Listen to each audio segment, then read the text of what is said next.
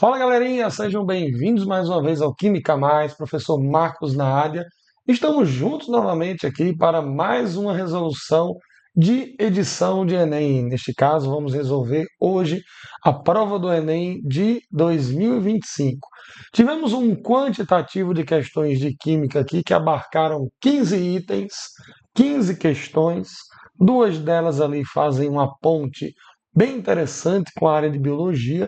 E nós vamos dar os comentários e explicações pertinentes dentro de cada área, de cada conteúdo. Então, sem mais demoras, vamos aqui para a nossa primeira questão.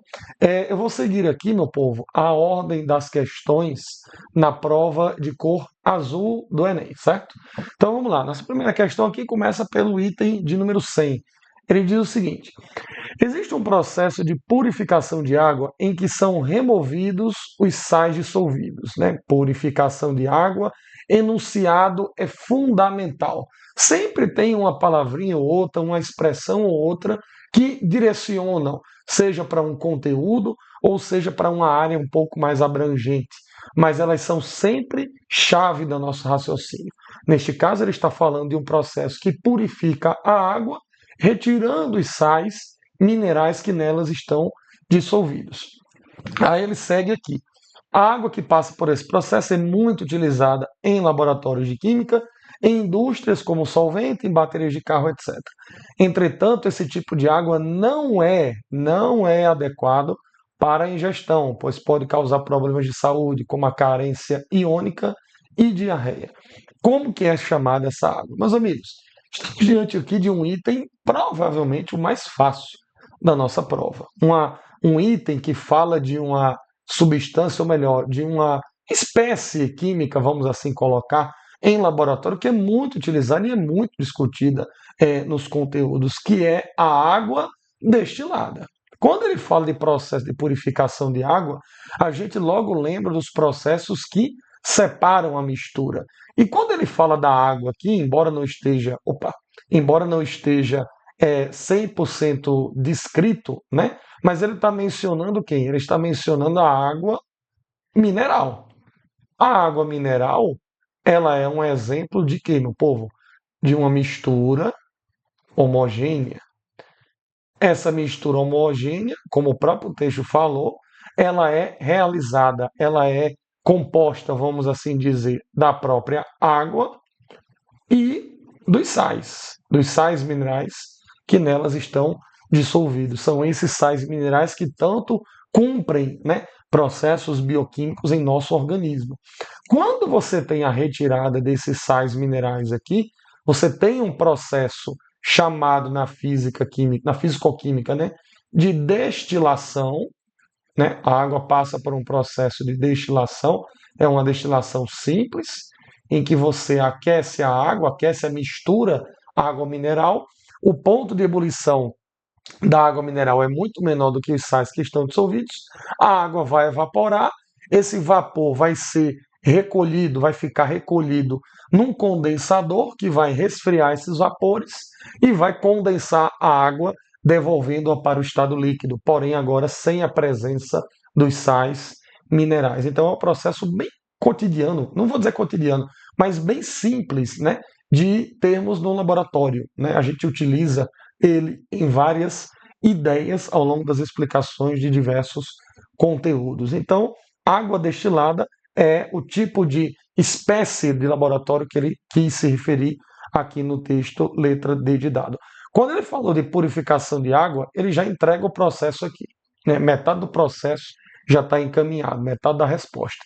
E quando ele fala de remoção desses sais minerais, aí é que ele entrega de vez o que é que está acontecendo, é destilação simples, e a água que é obtida longe, né, afastada, pura, vamos assim dizer, separada dos sais minerais, é chamada de água destilada. Então, temos aqui uma questãozinha relativamente fácil, beleza? Vamos para a próxima, questão 104. Questão que vai dizer o seguinte, ó. A quantidade de CO2 na atmosfera da Terra aumentou em 50% e a temperatura está agora cerca de 1,2 graus Celsius mais quente em comparação com o século XIX.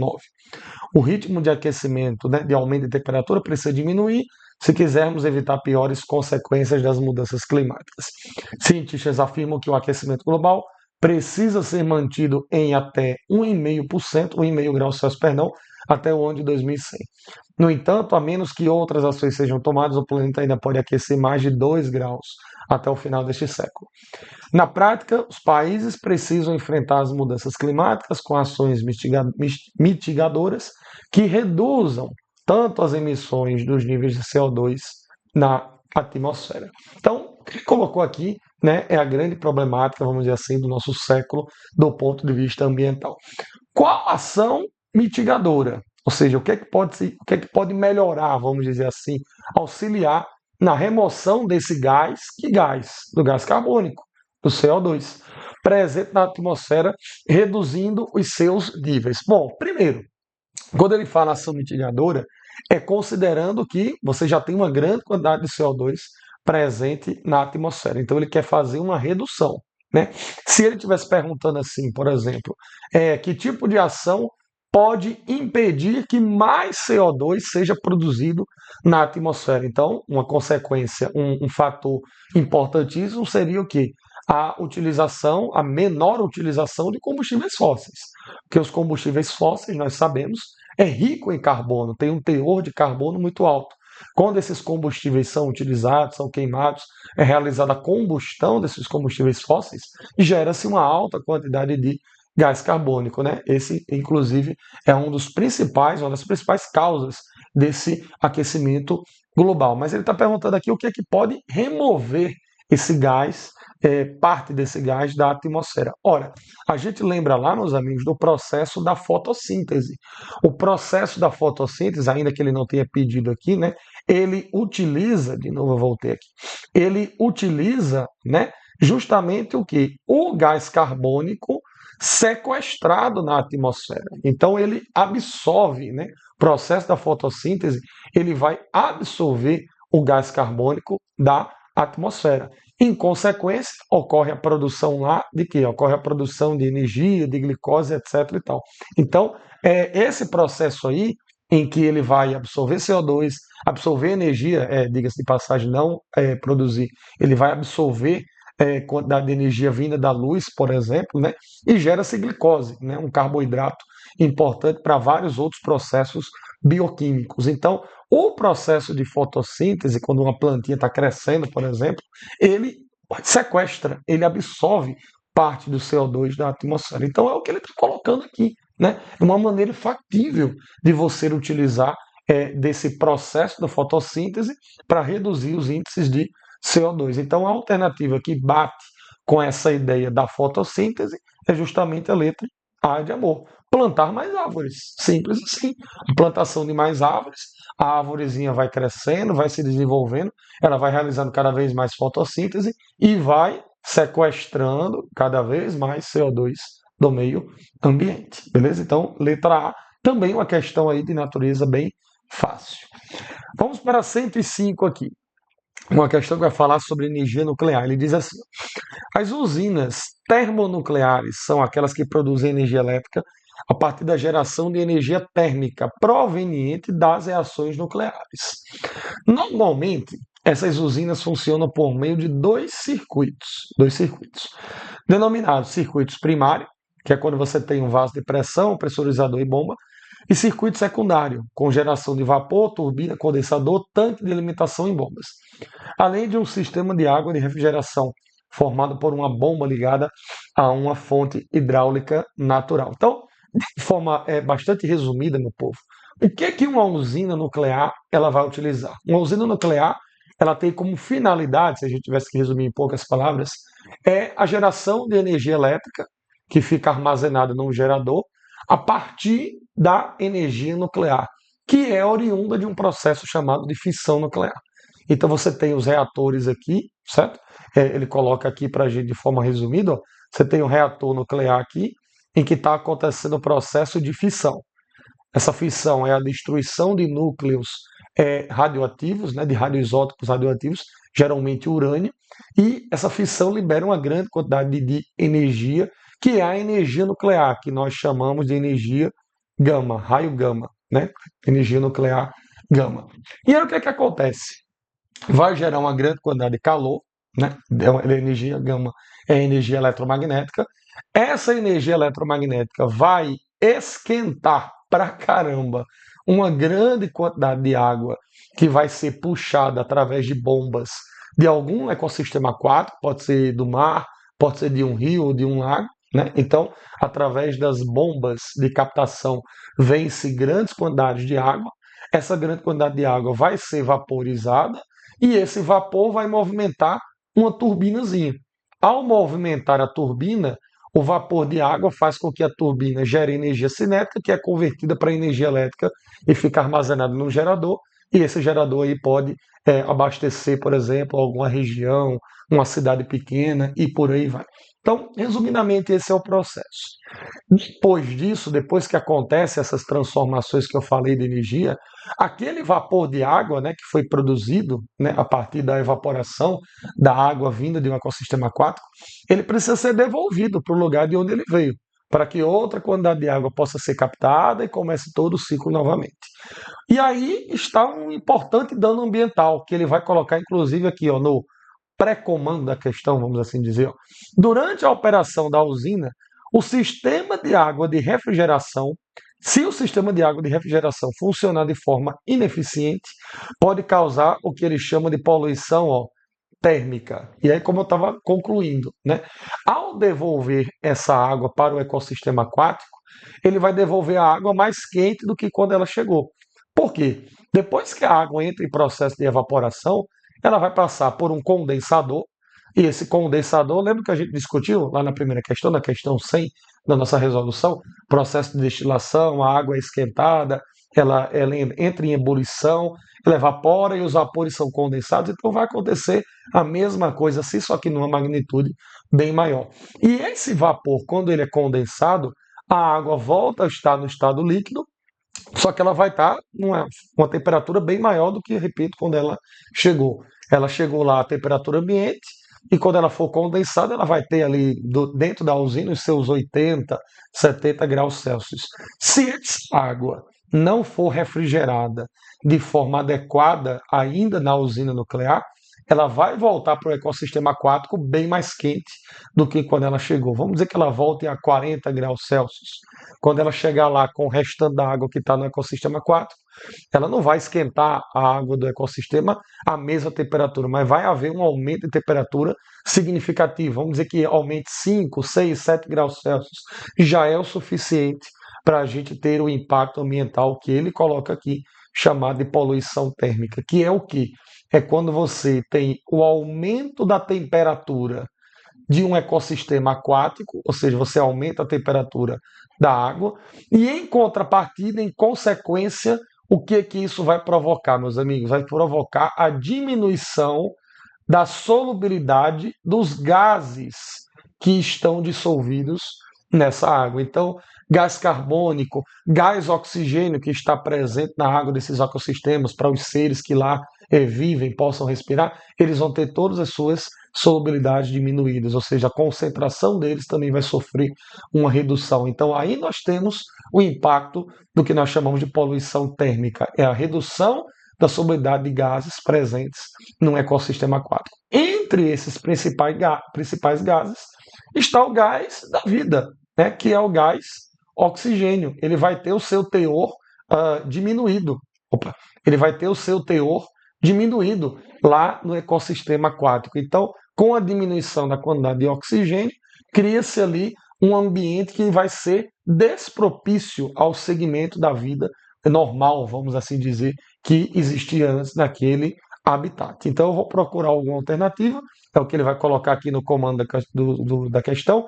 Para o ecossistema aquático, a ineficiência do sistema de água de refrigeração tem como consequência o quê? Ou seja, se esse sistema de refrigeração não refrigerar a água adequadamente e a água retornar para o ambiente mais quente, que é como geralmente acontece, você vai ter lá no riozinho, no lago ou numa região do oceano a redução na solubilidade dos gases, entre eles o oxigênio. Você tem essa ideia aqui, ó, posta na letra E de escola. Diminuição da solubilidade do gás oxigênio. Ele também poderia falar redução no teor de gás oxigênio, redução na quantidade de gás oxigênio, enfim, ele foi aqui metódico, né?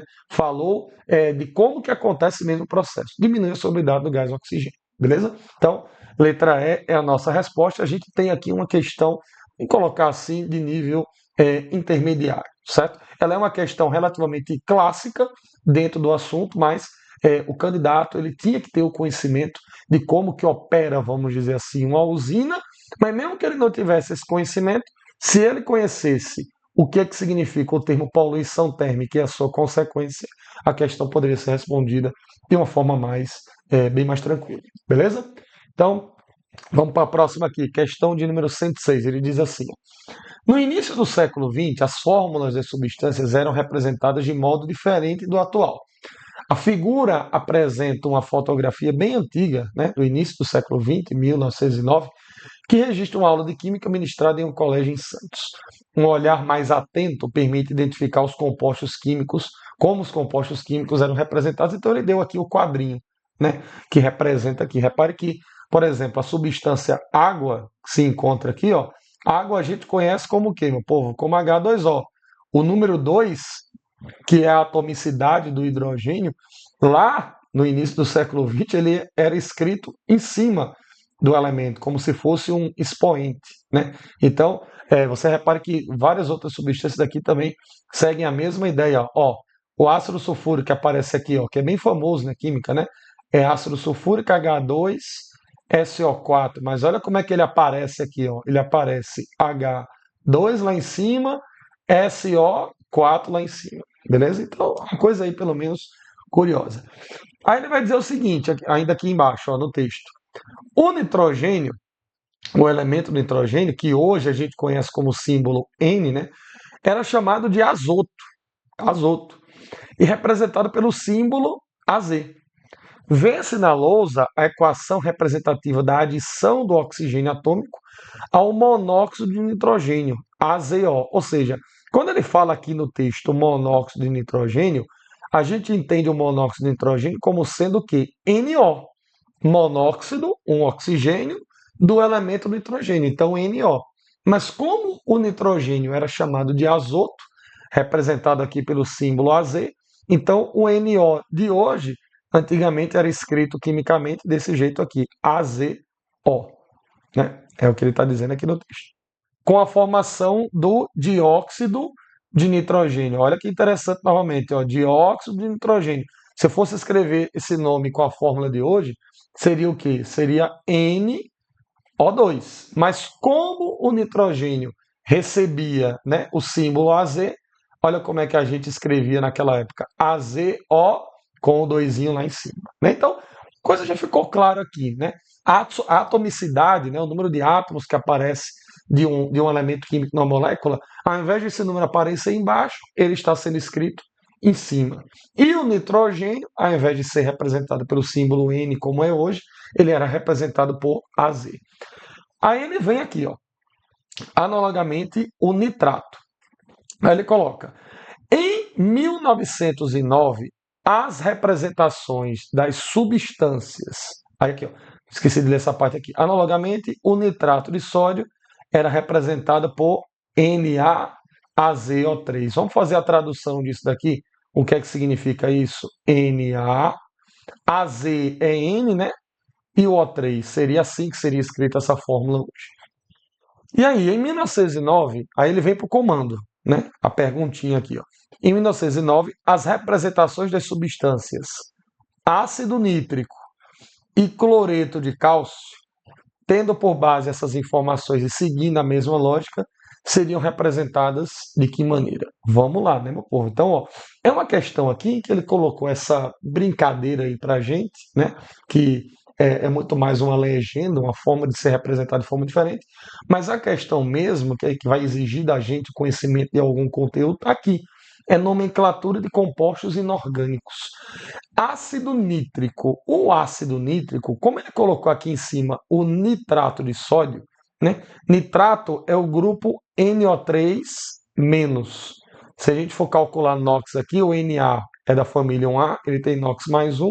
Então o resto da estrutura aqui, NO3, tem carga menos. Então o grupo NO3 tem carga negativa. Isso daqui ajuda a gente, pode ajudar a gente, se a gente não lembrar na hora, de como chegar na fórmula do ácido nítrico. Porque o ácido nítrico, se ele é ácido, ele vai ter a presença de íons H+. O nome nítrico aqui significa que ele vai usar o íon nitrato, que é o mesmo íon que está presente aqui no nitrato de sódio que ele falou no texto aqui. Então vai ser nitrito, vem do nitrato, significa NO3-.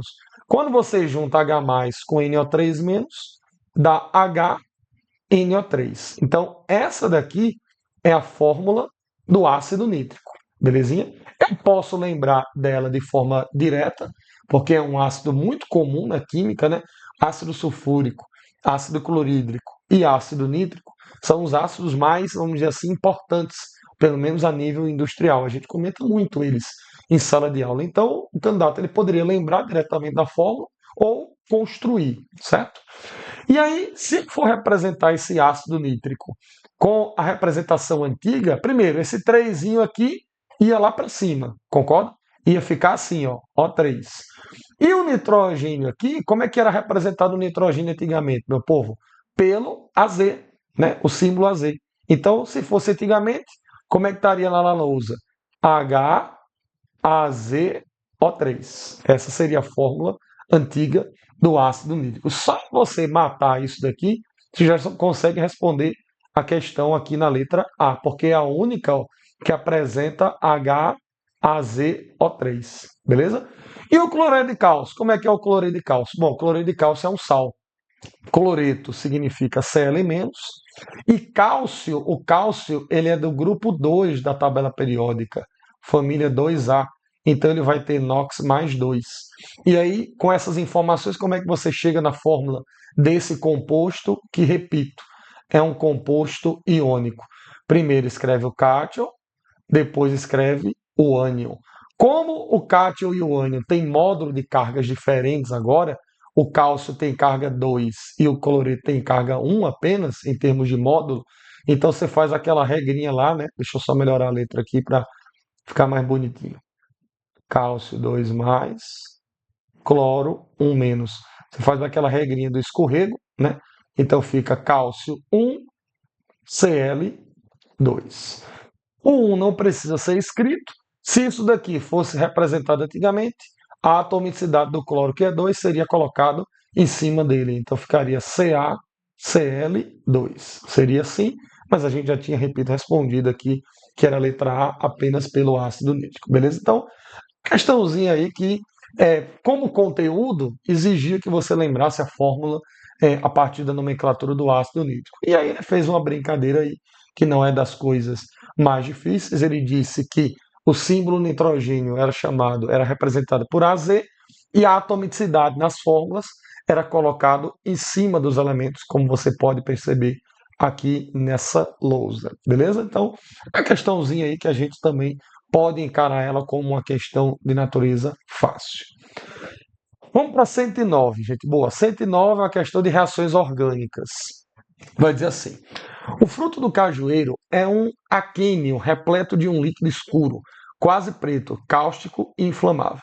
Esse líquido da casca da castanha de caju, LCC, representa aproximadamente 25% da massa da castanha e é um subproduto do agronegócio do caju. Quando submetido a altas temperaturas, o ácido anacárdico presente no LCC é convertido em cardanol, que recebe a denominação de LCC técnico conforme o esquema. Então, você tem aqui o ácido anacárdico, né? Você observa aqui a presença de algumas funções importantes, né?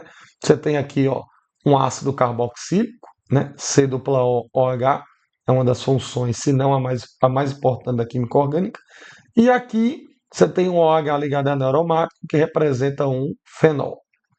Quando ele reage, quando ele sofre decomposição e tal, o que é que acontece? Aqui você tem um grupo alquilo, né? Um grupo de carbono e hidrogênio, que, repara, está mantido aqui. O fenol, ele também se mantém, concorda? Só que o ácido carboxílico, ó, cadê o ácido carboxílico que estava aqui? Ele foi embora. Ele não existe mais. A reação aqui produziu CO2. Então, essa reação aqui pelo modelo que ele está me colocando, ele sumiu, entre aspas, né? Desapareceu com a função ácido carboxílico. Então houve aí um processo de quê? De retirada desse ácido carboxílico, certo? Às vezes, reações orgânicas é um tema bem abrangente para nós no Enem. Podem cair reações tipicamente conteudísticas, né, como inclusive a gente vai ver mais para frente ainda nessa resolução de questões próximas, né, que a gente vai fazer, mas existem reações orgânicas que elas não necessariamente são estudadas no ensino médio, mas isso não inibe o Enem de colocar elas para que a gente possa minimamente entender o que é que está acontecendo. E só em você observar o reagente e o produto dessa reação, a gente consegue compreender com certa facilidade que do ácido que ele colocou para reagir, que foi o ácido anárdico, ele desapareceu com a função ácido carboxílico. Então ele perdeu a função carboxila, beleza? E aí ele vai perguntar assim, ó, o LCC técnico é produzido por meio de uma reação orgânica de que tipo? Ou seja, como é que é o nome dessa reaçãozinha aqui? A reação em que desapareceu o ácido carboxílico. Se você observar, tem uma das alternativas aí que bate exatamente com essa ideia, que é a letra E de escola. Descarboxilação. O que significa a descarboxilação? É a descarboxilação, perdão. É a retirada da função do ácido carboxílico, ou seja, é a retirada do C dupla O OH. Se você observar aqui, ó, eu tenho um carbono e dois átomos de oxigênio. O que a gente consegue produzir aqui com um carbono e dois oxigênios?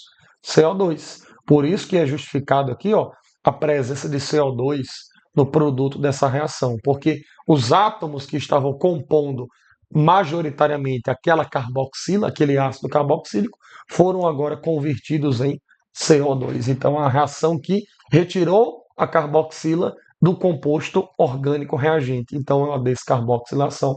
Letra E, portanto, a nossa resposta. Beleza? Então, a questão aí que ela já apareceu, inclusive, em outras temáticas de Enem. Não vamos encarar ela como uma questão mamão com açúcar, mas se o aluno tiver, se o candidato tiver essa sacada das funções orgânicas, quando caem reações orgânicas que a gente geralmente não sabe para onde ir, se a gente fizer uma boa comparação do reagente para o produto em termos das reações orgânicas, a gente consegue encaminhar a nossa resposta, beleza?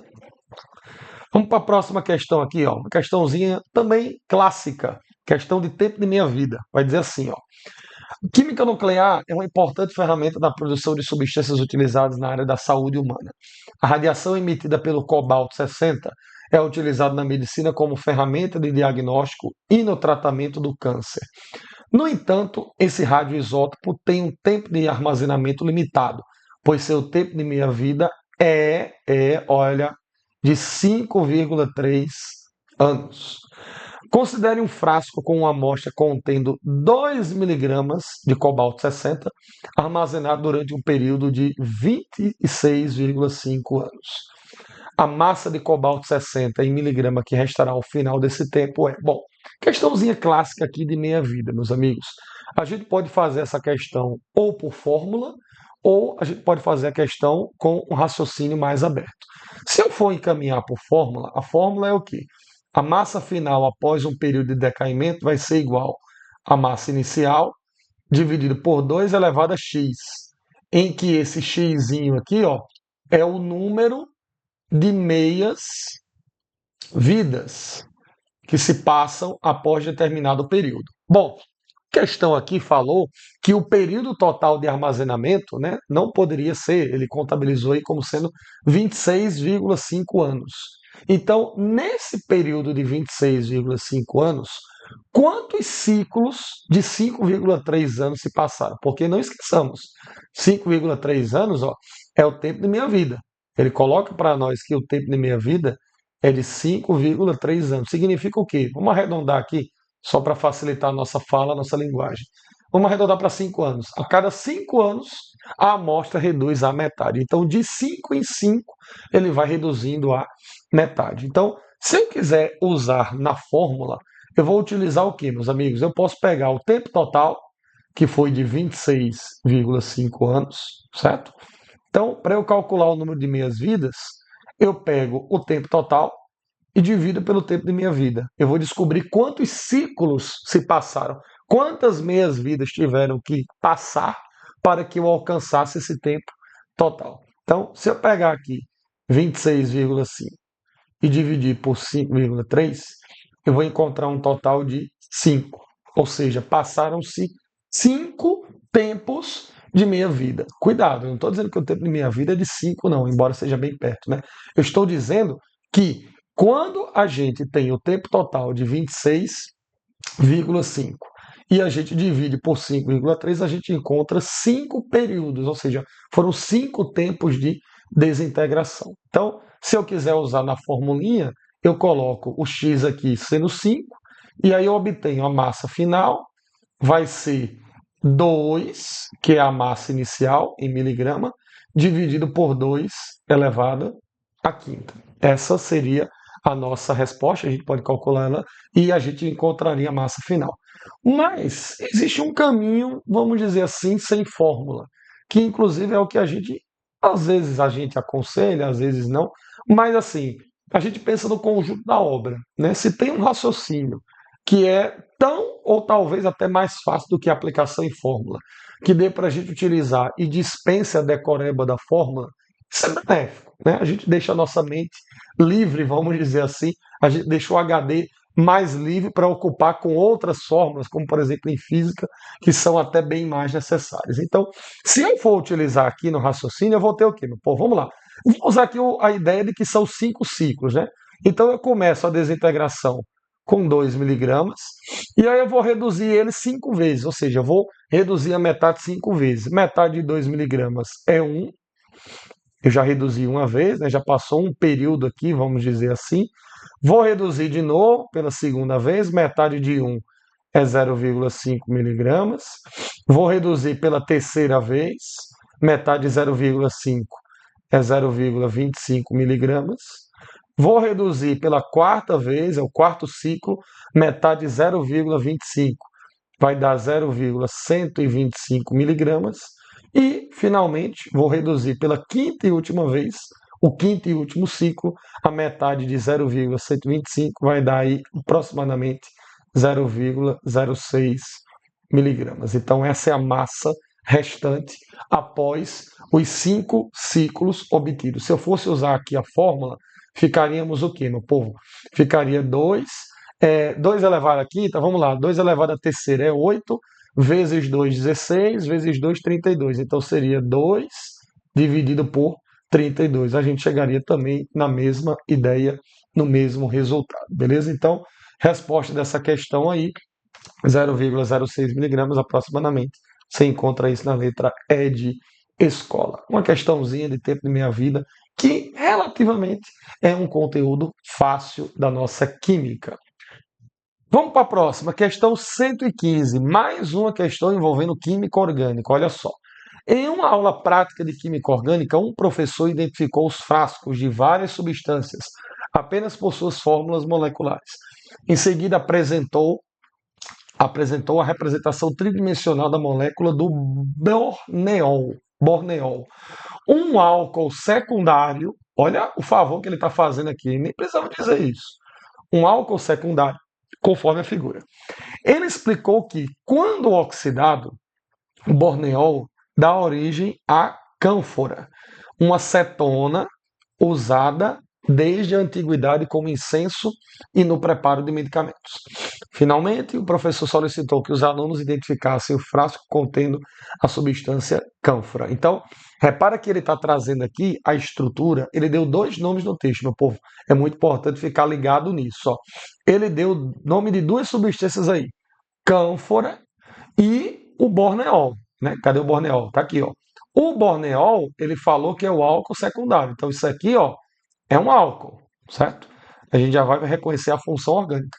Ele diz que é um álcool de classificação secundária. Vamos também identificar isso daqui a pouquinho.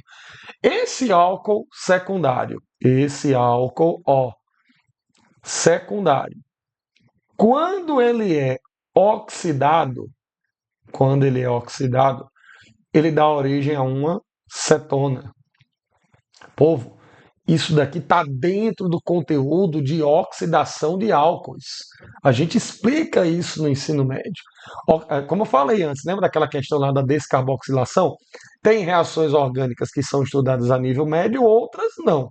É um mundo de informações, é um mundo de possibilidades. Se o Enem colocar alguma reação que não se é dado no ensino médio, ele limita-se à possibilidade de perguntas a apenas a analogias, né? Como função, como naquela questão que a gente fez, que ele perde a carboxila, perde o ácido carboxílico, etc. e tal. Mas aqui é uma reação clássica que é se estudado no ensino médio, oxidação de álcoois. Se é um álcool primário, vamos relembrar aqui, um álcool primário, ele sofre oxidação, ele pode virar um aldeído, e esse aldeído, por sua vez, pode se transformar num ácido carboxílico, ou seja, o álcool primário ele pode sofrer oxidação parcial ou total. Parcial, se ele virar um ácido, se ele virar um aldeído, e oxidação total se ele virar um ácido carboxílico. Os álcoois secundários, eles são oxidados para cetonas. E ele está dizendo isso no texto. Então ele está dizendo para você algo que a gente já deveria ir para a prova sabendo.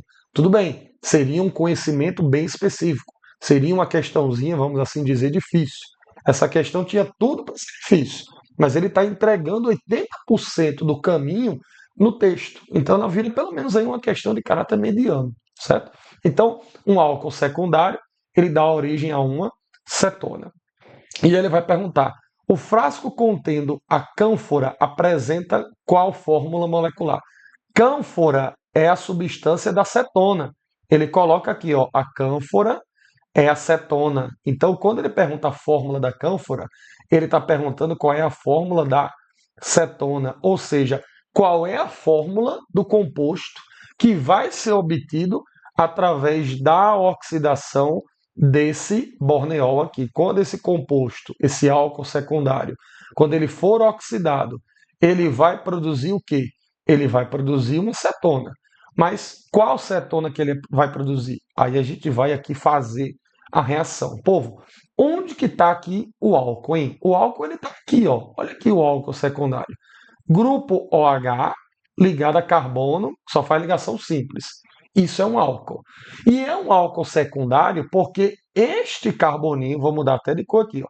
Este carboninho que se liga com a hidroxila, ele é um carbono secundário. Ele está se ligando com outros dois carbonos, ó, com esse daqui e com este daqui. Então, este carboninho, ó, ele é um carbono secundário por conta disso, porque ele está ligado a outros dois átomos de carbono. Pois muito bem. Então, este álcool secundário vai se transformar em uma cetona. Então, o que ele está colocando aqui é mais ou menos isso. Ó. O carboninho que está ligado ao grupo hidroxila, que é um carbono, repito, secundário, quando ele for oxidado, ele vai gerar uma cetona. O que é uma cetona, meu povo? É uma carbonila entre carbonos. Então, o que eu vou fazer? Essa hidroxila aqui, ela vai dar origem a uma carbonila. Então, a reação orgânica, ela vai acontecer nessa área aqui da molécula. Vai ser neste carbono, que eu vou ter o processo de oxidação. Ou seja, ele vai deixar de ter uma hidroxila ligada, a hidroxila que forma o álcool secundário, para formar uma carbonila da cetona. Então, se é aqui que o composto vai sofrer a mudança, então 80, 90% do composto vai se manter exatamente igual, e aí ele vai mudar apenas nesse carbono aqui, ó. Este carboninho tinha o grupo OH, esse grupo OH ele vai desaparecer, porque agora vai entrar quem? Um dupla O. Vai entrar dupla com oxigênio, formando o que com isso daqui? Formando uma cetona. Então, esse era o procedimento que a gente deveria fazer aqui. Repito, 80% do caminho ele entregou na questão. Quando ele fala que o álcool secundário é oxidado para formar uma cetona.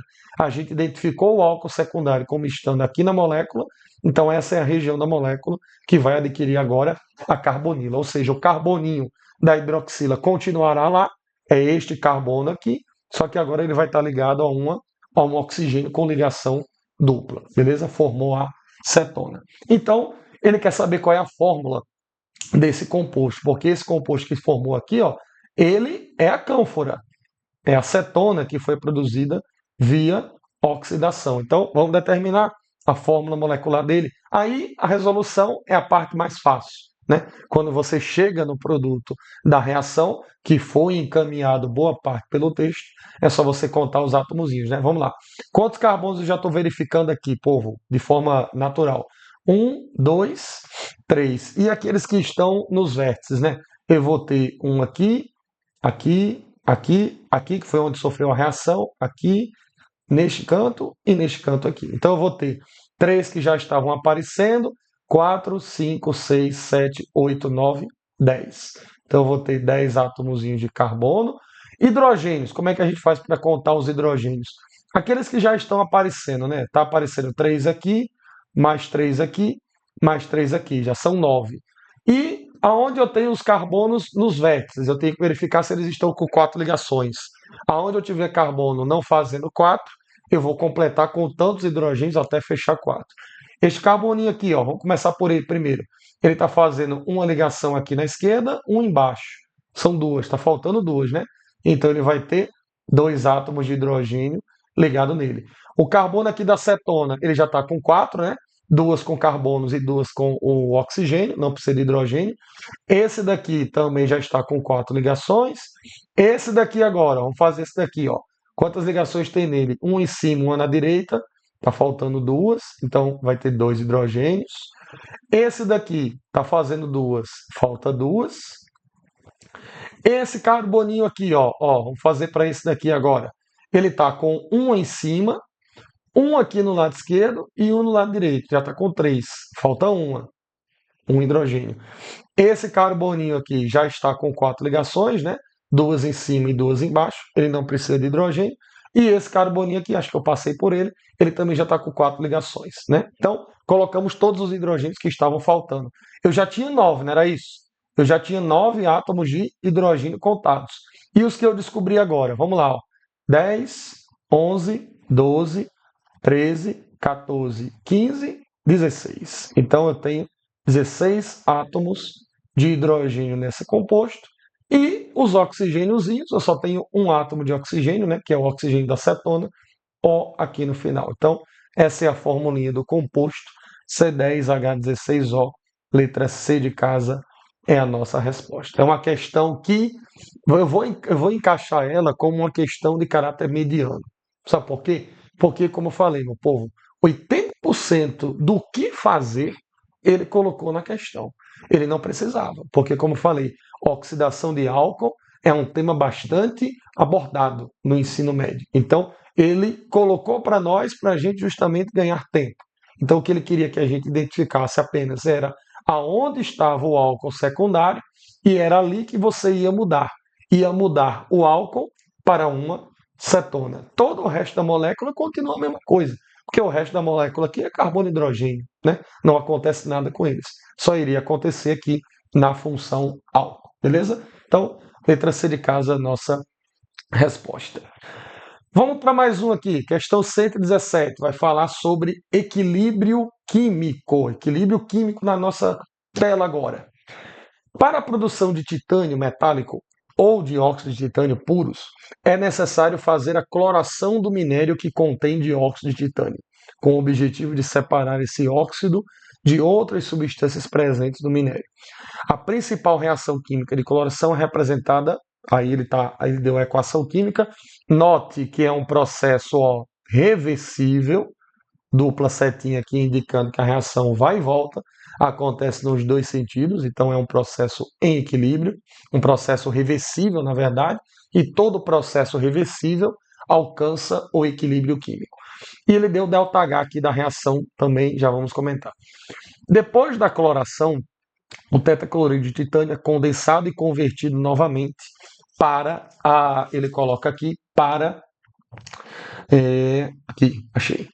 Depois da cloração, o tetacloreto de titânio é condensado e convertido novamente a dióxido de titânio, ou seja, reação inversa. E aí ele vem para o comando. Após o sistema atingir o equilíbrio químico, como a formação do TiCl4, que é o tetacloreto de titânio, pode ser favorecida. Então, repara, quando ele pergunta pode ser favorecida, o que é que significa favorecer uma substância? É você formar ela, é você produzir ela.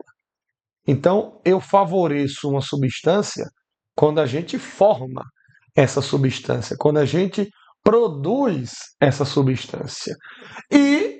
Já que a gente está aqui, eu desfavoreço uma substância quando a gente provoca a sua degradação, quando a gente provoca o seu consumo, a sua destruição, entre aspas. Então, se ele quer perguntar como que pode ser favorecido a formação do TiCl4, significa que ele quer formar essa substância. Ele quer, entre outras palavras, produzir. Como nós estamos falando de um processo em equilíbrio, em que a reação pode acontecer para os dois sentidos, tanto para o direto como para o inverso, na verdade, ela acontece para os dois sentidos, né? Só que em velocidades iguais, simultaneamente, consumindo e formando todo mundo na mesma taxa. Quando a gente quer perturbar essa reação, a gente pode interferir no processo. E o que é que significa interferir no processo? Perturbar o equilíbrio químico. Nós temos três possibilidades, três formas de perturbar o equilíbrio químico. A gente pode perturbar o equilíbrio químico através da concentração, mexendo na concentração. A gente pode perturbar o equilíbrio químico através da pressão total da reação. E nós podemos perturbar o equilíbrio químico mexendo na temperatura da reação. São essas três maneiras que nós temos. Cada uma delas vai gerar uma consequência. Que consequência é essa? O equilíbrio ele vai se deslocar. Toda vez que eu perturbo uma reação, eu provoco o deslocamento dessa reação. E o que é que significa deslocar o equilíbrio, meu povo? Significa dizer que momentaneamente uma das duas reações vai acontecer majoritariamente. Ou a reação direta ou a reação inversa. Essas são as duas possibilidades da reação se deslocar. É como numa comparação bem assim, bem aproximada, né, forçando a barra, é como se fosse uma lei de ação e reação lá da física. Toda ação gera uma reação, toda ação gera uma consequência, vamos dizer assim. Então, a ação aqui é você perturbar o equilíbrio, é você modificar a concentração de alguém, a pressão total do sistema e a temperatura do sistema. E qual que vai ser a reação, ou seja, qual que vai ser a resposta, qual que vai ser a consequência? A reação irá se deslocar para formar mais produto ou para formar mais reagente. Ou seja, deslocar para o produto significa consumir o reagente e formar o produto. E deslocar para o reagente significa consumir o produto e formar mais reagente. Se ele quer fazer, se ele quer descobrir como que ele pode contribuir para aumentar a formação do TiCl4, ora, o que o TiCl4 é na reação, povo? Ele é um produto da nossa reação. Então, eu vou favorecer essa substância se a reação se deslocar para o lado dela, ou seja, se a reação se deslocar para o produto. Então, a gente chegou naquilo que ele quer. O que ele quer, na verdade? Ele quer deslocar a reação para o produto, porque deslocando a reação para o produto, eu vou formar aquilo que está no produto. E o que é que está no produto? A substância que ele colocou no comando, TiCl4. Beleza? Então, vamos ver como que a gente faz isso daqui. Se a gente analisar letra a letra, vamos dar uma boa revisão aqui sobre esses itens, porque eles são de extrema importância, meu povo. Como é que a gente perturba, então, o equilíbrio? Mexendo na concentração, na pressão total, na temperatura. Se eu mexer na concentração de maneira a aumentar a concentração do sistema, a reação vai ser deslocada para o lado oposto. Ou seja, se eu promover o aumento da concentração de um reagente, a reação é deslocada para o lado oposto de reagente e produto. Se eu aumentar a concentração de um produto, a reação vai ser deslocada para o lado oposto, ou seja, lado oposto de produto, reagente. Essa é a dinâmica. Se nós provocarmos a diminuição da concentração, aí o que é que diz o nosso experimento, nosso relato experimental, que é chamado de princípio de Le Chatelier? A reação vai ser deslocada para o mesmo lado que você perturbou, que você diminuiu. Ou seja, se eu diminuir a concentração de um reagente, a reação vai ser deslocada para o mesmo lado, ou seja, para o reagente. Se eu diminuir a concentração de um produto, a reação vai ser deslocada para o mesmo lado, ou seja, para o produto. Com a pressão, como é que funciona com a pressão? Mesma ideia. Eu posso aumentar ou eu posso diminuir a pressão. Se eu aumento a pressão, a reação é deslocada para o lado que tem um volume maior. Ou menor, minto, para o lado que tem um volume menor. Se eu aumento a pressão, ele vai deslocar para onde tem um volume menor. O que significa volume menor? É o lado da reação que vai ter menos número de mol gasoso. Ou seja, a reação, o lado da reação que tiver menos mol gasoso é o lado de volume menor. E se eu diminuir a pressão, a reação será deslocada para o lado de volume maior. O que é lado de volume maior? É o lado que vai ter um número de mol de gás maior. A gente vai analisar tudo isso nas alternativas, certo? E a temperatura, como é que a gente trabalha com a temperatura? Do mesmo jeito dos outros, a gente pode aumentar ou diminuir. Se eu aumento a temperatura, o princípio experimental do Le Chatelier diz que a reação vai ser deslocada para o lado endotérmico da reação. Já vamos discutir isso. E se eu diminuo a temperatura, a reação será deslocada para o lado exotérmico da reação. Esses são os relatos experimentais. Agora vamos julgar nas alternativas. Vamos lá, meu povo. Letra A está dizendo o quê? Aumentando a pressão total do sistema. Ou seja, se eu aumentar a pressão total, será que ele vai deslocar a reação para o produto como ele quer para formar o tetracloreto de titânio? Vamos lá. Onde que está o aumento da temperatura aqui? No que eu relembrei agora há pouco. Está aqui, ó. Aumento da temperatura não, minta, aumento da pressão total. Se eu aumentar a pressão total, a reação vai ser deslocada para onde? Para o lado de volume menor, ou seja, para o lado que tem menos número de mol gasoso. Como que eu vou saber, professor, na reação, onde que tem mais ou menos número de mol gasoso? Vamos fazer o seguinte, para não ficar poluindo aqui demais, vou escrever a reação aqui embaixo, certo? TiO2 sólido, é importante escrever os estados físicos no equilíbrio químico, reagindo com 2Cl2 gasoso, reação em equilíbrio com o TiCl4 gasoso e o gás O2. Vamos lá então, se liga só na parada. Qual é o lado da reação que vai ter mais número de mol gasoso? Primeiro, o próprio nome já diz, número de mol gasoso. Para eu descobrir quem tem maior volume e menor volume, eu tenho que contar apenas quem é gás na reação. Vamos lá, no lado do reagente. Quem é gás aqui no reagente? Somente o Cl2, o gás cloro. Quantos molzinhos ele tem? Qual é o coeficiente dele? 2. Então, o volume que o reagente ocupa é um volume proporcional a 2V, 2 volumes. No lado do produto, quem é gás no produto? Os dois são gases. Os dois substâncias do produto são gasosas. Então, eu vou somar o número de mol das duas. Aqui no reagente, ó, eu não somei o número de mol aqui do TiO2, porque ele é sólido. E sólido não contribui com o volume. Só quem contribui para o volume é gás, porque é o gás que pode expandir e comprimir, alterar o volume. No produto, eu vou ter um mol desse e um mol desse daqui. Dá um total de quanto, gente boa? 2 volumes. Ou seja, eu estou diante de uma reação química em que os dois lados da reação têm o mesmo volume ocupado. Isso significa o quê?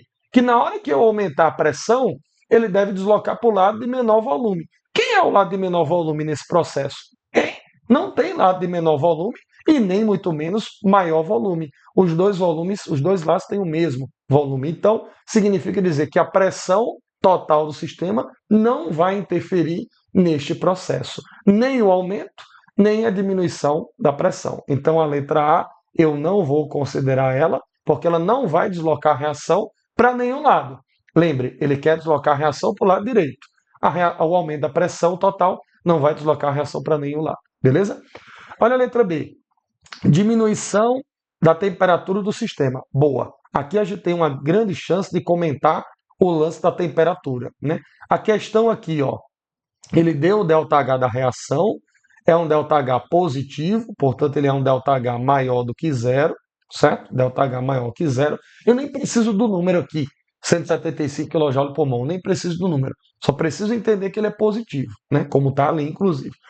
Quando você tem aqui a diminuição da temperatura, ele está dizendo que vai deslocar para o lado exotérmico. O que significa isso? Lado exotérmico e lado endotérmico. A gente consegue explicar os dois. Bom, eu tenho aqui uma reação em equilíbrio.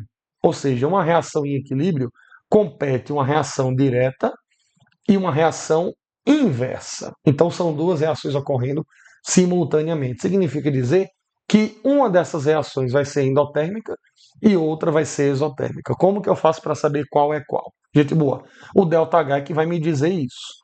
O ΔH da reação, ele sempre vai dizer o que a reação direta é. Então, o ΔH, ele tem o poder, a função de dizer para mim o quê? O que a reação direta da reação é. O que esse ΔH aqui está se mostrando? Ele é maior que zero. Portanto, é um ΔH endotérmico. Vamos relembrar aqui em cima rapidinho que quando você tem processo endotérmico, o ΔH ele é maior que zero.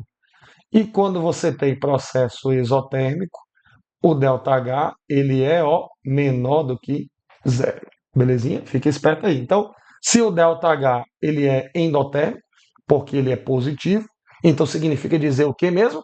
A reação direta vai ser o que o ΔH estiver mostrando. Então, a reação direta dessa reação, ela é endotérmica. Então, a reação direta aqui, ela é endo. E a reação inversa só pode ser o contrário, né? Como a reação inversa é o contrário da direta, a reação inversa vai ser exotérmica. Então, desta maneira, você cria o que nós chamamos, né, o que a gente resume de lado endotérmico ou sentido endotérmico e lado exotérmico ou sentido exotérmico. O lado endotérmico aqui, a reação endotérmica, ela está apontando para onde, meus amigos? Ela está apontando para o lado direito. Concorda com isso? Então significa dizer que o lado do produto vai ser o lado endotérmico da reação. Já ao contrário, o exotérmico, o sentido, a reação exotérmica é a reação inversa. É a reação que aponta para o reagente. Então significa dizer que o reagente é o lado exotérmico desta reação. Lembre, não é que vai ser sempre assim. Lado endotérmico é o produto, o exotérmico é o reagente. Tudo depende disso daqui, meus amigos. Tudo depende do ΔH. Belezinha? O ΔH é a reação direta. A reação direta vai ser o que o ΔH estiver mostrando para você. Suave? Então, voltando para o item B, para a gente julgar se ele é correto ou não. Ele diminuiu a temperatura. O que diz o princípio de Le Chatelier? Está aqui mais uma vez. Se eu diminuo a temperatura, a reação vai se deslocar para o lado exotérmico. O lado exotérmico aqui, ele está apontando para onde? Ele está apontando para o reagente, não é isso? Então a reação aqui, quando a gente diminui a temperatura, ela vai se deslocar para o reagente. E ele quer isso? Ele quer deslocar a reação para o reagente? Não. Ele quer deslocar a reação para o produto, para formar o TiCl4. Então a letra B eu também não vou marcar ela. Suave? Vamos lá, vamos seguir. Não achamos esse danado ainda dessa resposta. Letra C. Aumentando a pressão parcial do O2. Ei, tem uma maldade aqui envolvida. Porque quando ele coloca a palavra pressão, dá a entender que ele está se referindo a isso daqui, ao processo de perturbação envolvendo a pressão da reação, né? Que é aquela historinha do menor volume e do maior volume que eu expliquei anteriormente, agora há pouco. Só que, olha a palavra que vem depois de pressão, meu povo. Parcial. Ei. Quem perturba o equilíbrio químico envolvendo a pressão é a pressão total do sistema. Quando ele coloca pressão parcial, vou até puxar uma setinha para cá. Vai ficar poluído aqui o quadrinho, mas não tem problema não. Quando ele coloca o termo pressão parcial, é para se referir a uma substância específica. Gente boa, isso daí é a mesma coisa que ele dizer isso aqui, concentração. Como é a história, professor? Quer dizer que pressão parcial é a mesma coisa de concentração? Não é que seja a mesma coisa, mas ele quer informar aí a mesma informação objetiva. Ou seja, a pressão parcial de uma substância ela depende proporcionalmente, diretamente proporcional, da sua concentração. Só que, como se trata de uma substância gasosa, geralmente a gente representa a quantidade de gás através de ou concentração ou pressão parcial. Então, se eu falar assim, a concentração parcial de oxigênio no sangue está subindo, por exemplo. Isso é a mesma coisa que dizer a pressão parcial do oxigênio no sangue está subindo. Uma pessoa que, por exemplo, viajou para uma cidade de altitude muito grande. Então, uma pessoa vai ter uma queda na quantidade de oxigênio do sangue, por exemplo. Então, eu posso dizer a pessoa teve redução na concentração de oxigênio do sangue, ou eu também posso dizer a pessoa teve redução na pressão parcial do oxigênio no sangue. Ou seja, concentração e pressão parcial são duas formas equivalentes de você dizer a mesma coisa. Quando ele se refere à pressão parcial, entenda que ele está perturbando o equilíbrio, alterando o quê? Alterando a concentração daquela substância. Então, quando você lê aqui na letra C, aumentando a pressão parcial do O2, isso aí é a mesma coisa dele estar querendo dizer o quê? Aumentando a concentração do O2. Belezinha? Show de bola? Então, não confunda pressão parcial com pressão total. Pressão total é o fator da pressão da reação como um todo, que está discutido aqui, a gente comentou aqui no princípio de Le Chatelier. Pressão parcial é equivalente a dizer concentração daquela substância específica. Show? Então vamos lá, vamos julgar isso daqui. Se ele aumentar a pressão parcial, ou seja, a concentração do O2, a reação vai deslocar para onde, gente? Boa, vamos fazer aqui embaixo, já que lá em cima está poluído. Se eu aumentar a concentração do O2, O2 é um reagente da nossa reação. O que diz o princípio de Le Chatelier em relação à concentração?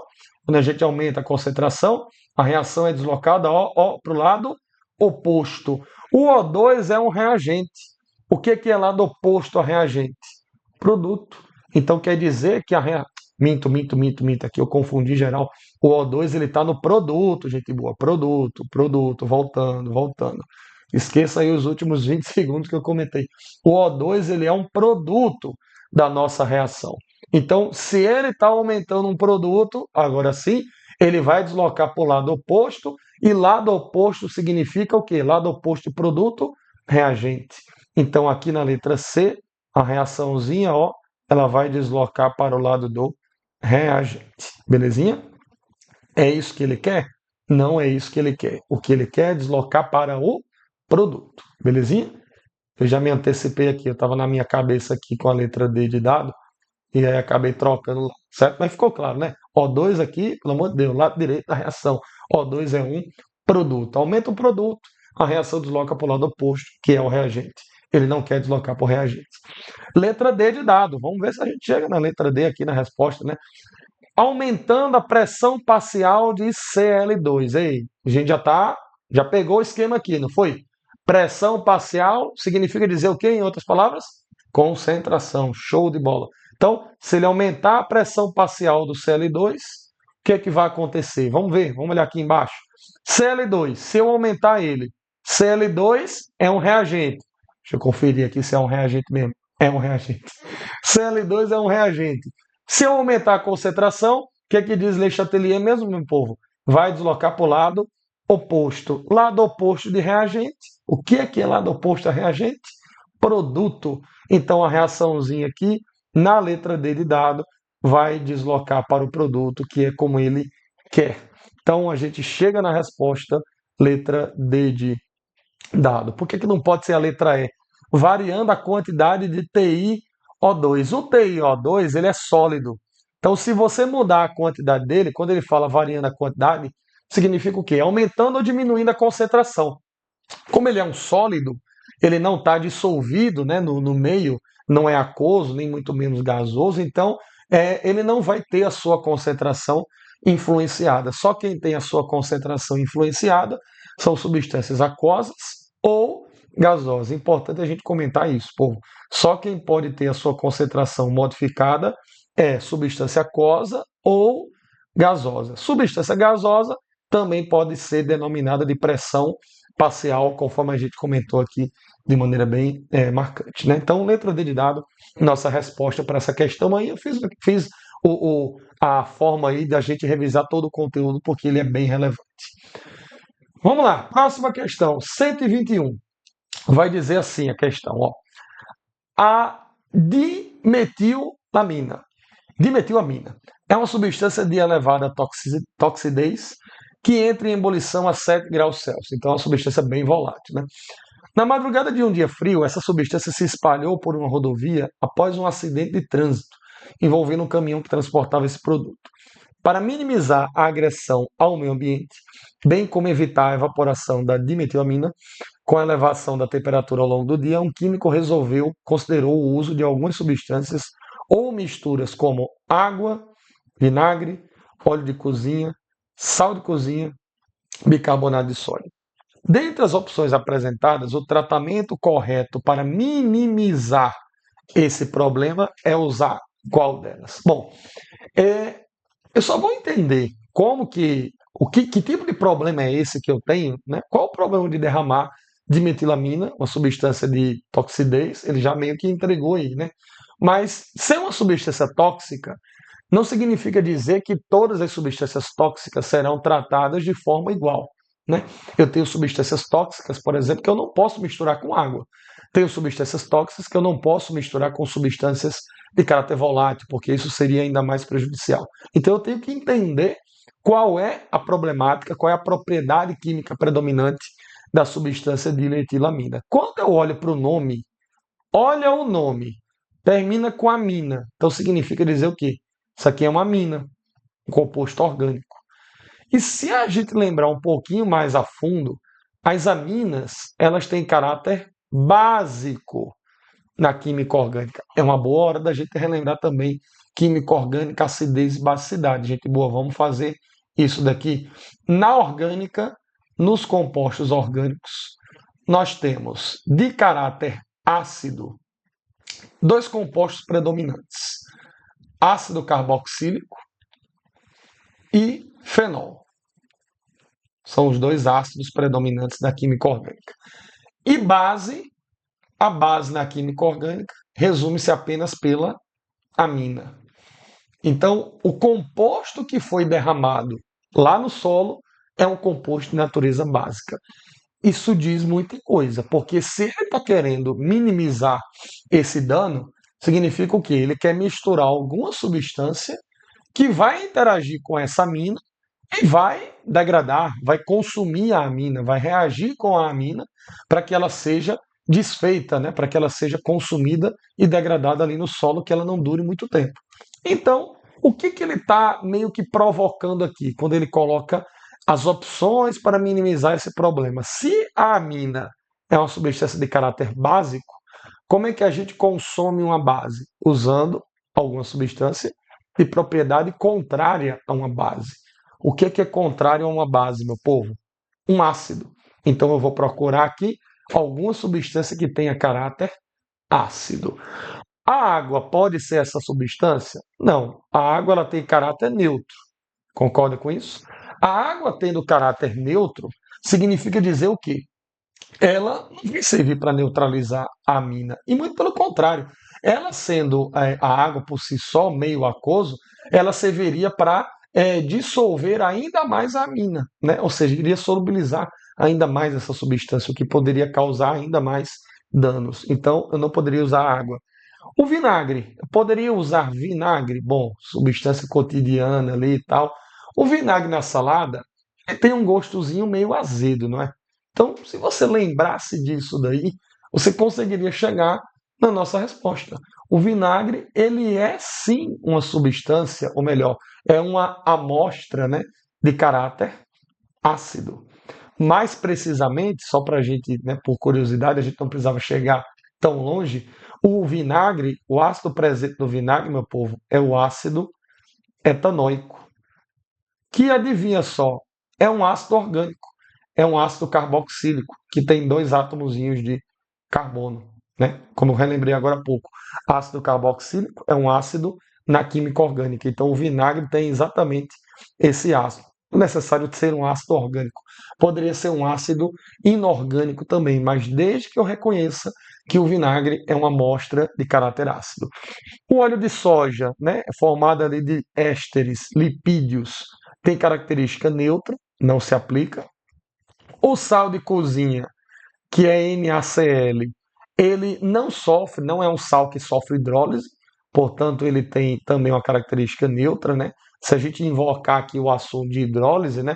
O ácido e a base que formam o sal de cozinha, HCl, e a base NaOH, o ácido e a base que formam ele.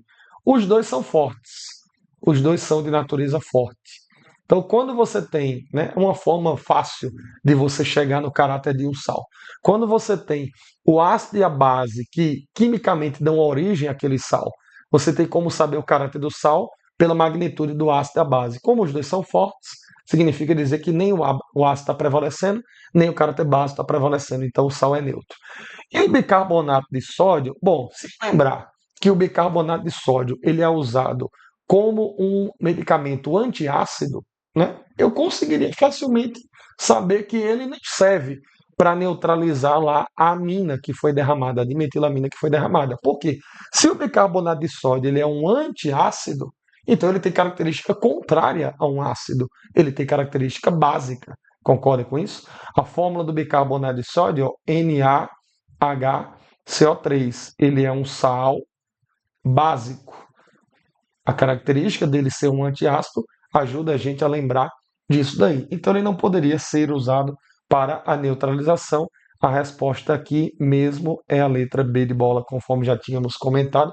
Uma questãozinha que, junto com aquela questão lá da água destilada, também provavelmente aí uma das mais fáceis da nossa prova. Beleza?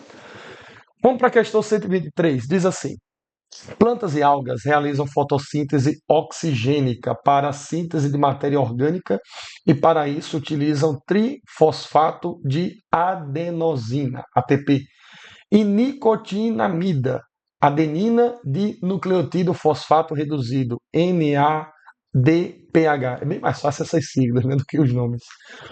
Já algumas bactérias fotossintetizantes não apresentam cloroplasto e clorofila, mas um pigmento denominado de bacterioclorofila. Esse nome eu até que falei rápido, né? Esses procariotos realizam a fotossíntese anoxigênica, um processo de síntese de matéria orgânica utilizando gás carbônico e gás sulfídrico. Então, isso é uma das questões que está dentro, né, mesclando aí junto com biologia, igual aquela questãozinha lá de plantar as árvores que a gente já havia comentado da fotossíntese. Então, esse processo aqui, entre aspas, novo de fotossíntese, está formando CO2 e está formando gás sulfídrico. A gente lembra que a fotossíntese raiz, vamos dizer assim, é aquela que sequestra o CO2, né, e vai utilizar o que no reagente, né? Além do CO2, vai utilizar água para produzir a glicose e gás oxigênio. A equação não está balanceada não, porque não é o intuito aqui, beleza? Então, ele substituiu a água da fotossíntese normal pelo gás sulfídrico, pelo H2S. E ele pergunta, na fotossíntese oxigênica, que é aquela dita normal, qual composto desempenha função análoga ao H2S? Povo, encaminhar a resposta aqui para a química, porque pela biologia acho que já ficou bem claro, né? Ele substituiu aí a água da fotossíntese pelo gás sulfídrico, pelo H2S. Ou seja, o que aconteceu aqui, né, foi uma mudançazinha de elemento químico, na verdade. Saiu o oxigênio e entrou o enxofre. Mas como assim? Saiu o oxigênio, entra o enxofre e as duas substâncias vão ter aí a mesma função análoga, vamos assim dizer.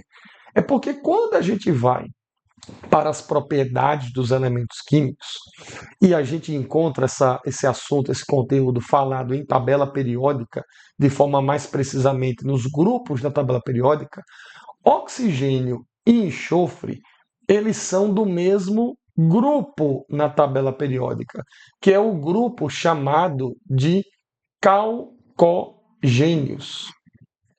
É o grupo 16, pô, da tabela periódica. O grupo 16 da tabelazinha periódica lá, o antepenúltimo grupo, ele tem lá nos seus elementos, ele tem o oxigênio, ele tem o enxofre, ele tem o Te, eu tô colocando os símbolos como todo, né? Ele tem o selênio, perdão, Se, o Te e o PO. Beleza? Esses são os símbolos dos elementos lá do grupo 16. Então, os elementos que estão no mesmo grupo da tabela periódica, eles vão ser o quê? Eles vão ser elementos semelhantes. Ou seja, eles vão desempenhar propriedades químicas semelhantes. Não é que são a mesma coisa, mas eles desempenham similaridade nas suas ligações químicas, nas suas propriedades físico-químicas e por aí vai. Então, eu vou substituir o H2S por alguma outra molécula que tenha no lugar do enxofre um elemento similar ao enxofre. E o que é que significa um elemento similar ao outro? Elementos que estão no mesmo grupo da tabela periódica. Então, se eu trocar o enxofre pelo oxigênio, eu vou gerar ali uma propriedade química semelhante. Então, trocando o enxofre por oxigênio, a gente gera água. Então, água é a nossa resposta aqui, letra E. Beleza? Vamos lá, questão 124. Aqui a gente já começa a ter umas questões um pouco mais elaboradas. A questão vai dizer assim, ó, objetos de prata escurecem em contato com compostos contendo enxofre por causa da formação de uma fina camada de sulfeto de prata. Então ele está dizendo o seguinte, ó, objetos que são feitos de prata, prata símbolo Ag, certo? Ag, ele vai escurecer quando entra em contato com elementos que contêm enxofre, formando sulfeto de prata. Se você vier aqui embaixo, nas equações químicas, você já vê que a primeira equação tem essa ideia. Tem as mesmas espécies químicas que nós estamos falando, certo? Você tem aqui a prata e você tem aqui o sulfeto de prata. Ainda que a reação esteja invertida em relação ao que ele está dizendo, né? Ele parte da prata para chegar ao sulfeto de prata. Aqui está invertido. Mas é essa equação química que traz as informações que ele está colocando aqui para nós. Beleza? Então, escureceu a prata por conta disso daí. E aí ele segue. Um método simples para clarear o objeto consiste em formar em um recipiente com papel alumínio, adicionar ao recipiente uma solução aquosa de cloreto de sódio e, enfim, mergulhar o objeto de prata enegrecido, ou seja, escurecido. Em cerca de 3 minutos, a prata volta à coloração original. As seguintes semi-reações e os respectivos potenciais de redução, então todas essas reações aqui são reações de redução, como é o padrão dele fornecer as informações, certo? Não significa dizer que todas essas reações aí são imutáveis. Eu não posso inverter elas, eu posso. Invertendo uma redução, eu obtenho uma oxidação, né? Inclusive o que ele colocou lá no início do texto, da prata sofrendo o processo de escurecimento, é um processo de oxidação. Você tem o metal prata e aí ele vai escurecer, ou seja, ele vai mudar de cor. Isso é uma oxidação, certo? Mas aqui embaixo, ele sempre vai trazer as informações de redução. Se eu inverter uma reação de redução, eu obtenho uma oxidação. Então isso pode ser feito de maneira a ser pertinente na questão. Então ele deu aí 3 semi-reações e vai dizer, ó, os valores das diferenças de potencial padrão das reações que representam o escurecimento e o clareamento do objeto de prata são respectivamente. Bom, vamos começar aqui pelo clareamento, porque o clareamento ele deu um pouco mais de detalhes. Ele disse como é que acontece. Para clarear o objeto de prata, a gente tem que usar o quê, meu povo? Papel alumínio. Concorda com isso? Então, como ele está pedindo aí a diferença de potencial dessas reações, significa o quê? Ele quer a DDP do processo. Então, eu vou começar aqui com o processo de clareamento. Belezinha? Clareamento. Pronto. No processo de clareamento, eu vou envolver quais espécies? Além da prata, que eu vou querer clarear, eu vou ter que envolver também alumínio, concorda?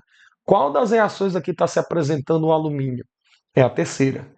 Então, a primeira reação e a terceira reação são as reações que vão estar envolvidas aqui no processo de clareamento, beleza? Como está querendo? Ele não quer reação global nem nada. Como ele está querendo apenas a DDP, como é que a gente calcula a DDP de um processo espontâneo, meu povo? Potencial de redução maior menos o potencial de redução menor. É assim que a gente calcula a DDP de um processo espontâneo. Essa DDP sempre vai dar um valor positivo, beleza? Então, o que está posto aqui na resolução da questão é que para eu fazer o processo de clareamento, além da prata, eu vou ter que usar o alumínio. E as reações que contêm prata e alumínio é a primeira e a terceira. Como ele está pedindo a diferença de potencial, eu vou utilizar os potenciais da primeira reação e da terceira reação. Então eu vou calcular. A DDP vai ficar dos três, do primeiro e do terceiro, ou seja, da reação que tem a prata e da que tem alumínio. Qual que tem o potencial de redução maior? É a da prata. A da prata tem um potencial de redução maior. Menos 0,69 contra menos 1,68.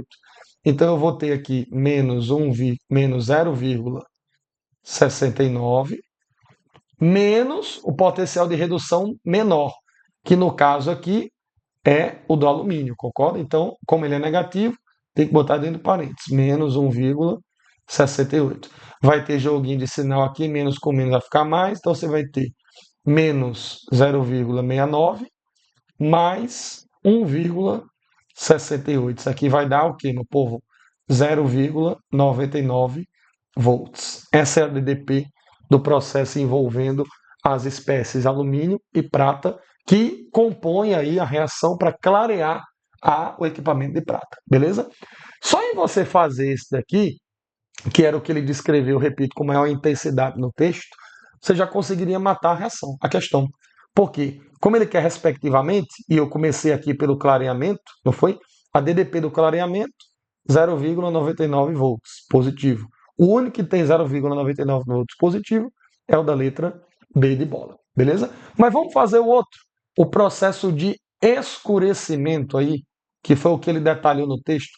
A prata, ela escureceu, né? Escurecimento.